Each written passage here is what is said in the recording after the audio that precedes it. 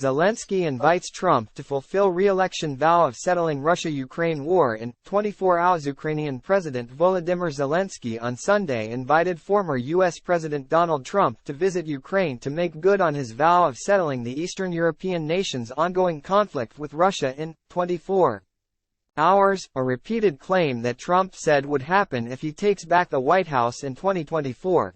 Former President Trump said that about 24 hours, that he can manage it and finish the war, Zelensky said during an interview with NBC. For me, what can I say? So he's very welcome as well. Time equals 400 Ms. greater than Trump, who currently holds the lead for the 2024 presidential GOP nomination, has said a number of times that he could strike a deal between Russian President Vladimir Putin and Zelensky to solve the international war overseas in one day, if re-elected to the White House. But Zelensky signaled doubt in Trump's ability to end hostilities if re-elected. If he can come here, I will need 24 minutes to explain to President Trump that he can't manage this war, Zelensky said. He can't bring peace because of Putin. Trump has been critical of U.S. support of the war, saying the Biden administration's involvement has led to a reckless escalation in Ukraine. In July, President Joe Biden signed an executive order making as many as 3,000 reservists from the U.S. military available to travel to Europe and support NATO efforts to end hostilities between Russia and Ukraine.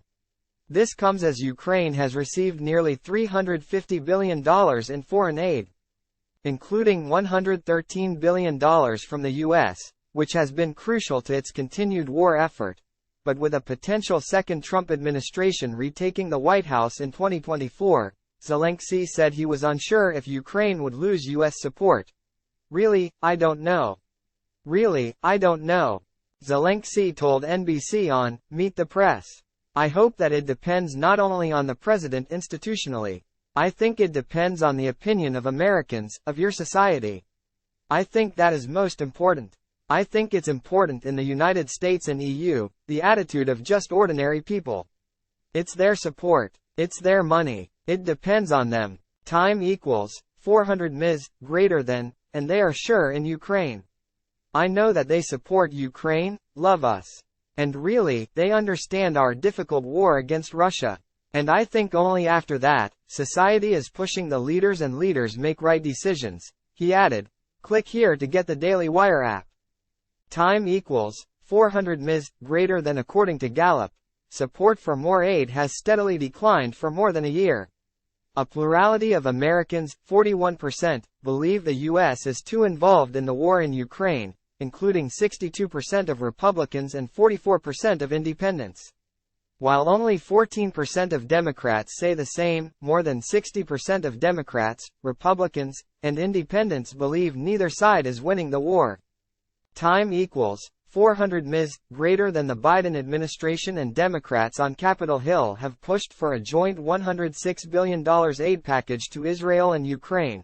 But the Republican-controlled House passed a standalone bill to support Israel while leaving aid to Ukraine on the negotiating table, possibly as part of a deal for increased border security.